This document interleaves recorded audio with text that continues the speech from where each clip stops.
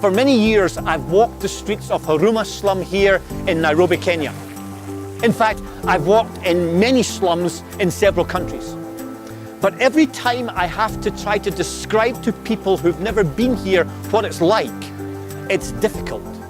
Words fail me. Now, I know many of the difficult, poor areas of the United Kingdom.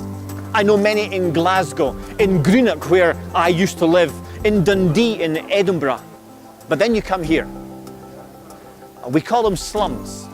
1 in 5 people in the world live in a slum.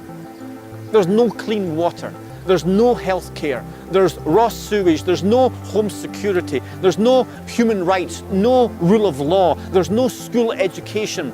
The word no is a dominant word.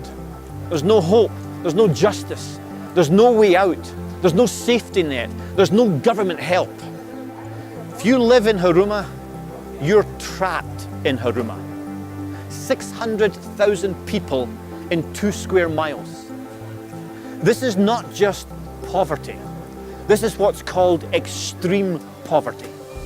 People here are trying to survive living on £1 a day.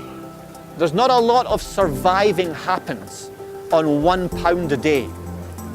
If you want to have clean water, it's going to cost you 10 pence.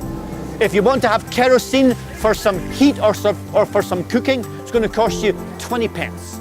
If you want to have a bowl of rice or beans, it's going to cost you 20 pence. That leaves you now 50 pence to feed your children, to pay your rent, to survive.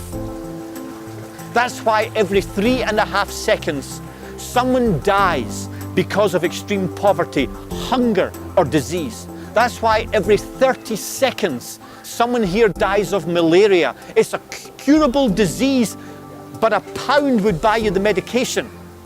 But in the middle of a place like Huruma, there are Kenyans working for change. They're known as the Faraha Community Foundation.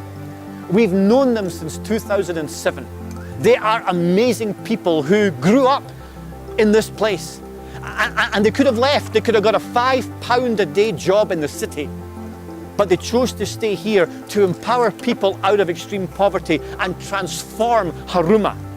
And they do that through education. You see, poverty is not a lack of money. Poverty is a lack of options. And when you don't have an education, you don't have options. And so just along this street is a school run by Faraha, where children are being given an education. And that education will escape poverty. So we've been running When I Grow Up for many years, but we've just started it in the United Kingdom. And we're excited to introduce When I Grow Up UK to the people of the UK. And we invite you to join the movement. This is only a 9-hour flight from London, and yet it's a world apart. But you can go online to our website, whenIgrowupglobal.com, and you can become a part of the movement to kick extreme poverty off the face of the planet. Click on the Union Jack flag, learn a little bit about When I Grow Up UK, and become a partner to transform lives for people who live here. You and I in the West live with many options. The world is before us. I'm hoping that you're going to choose the option of helping the people who live in the slums of our world.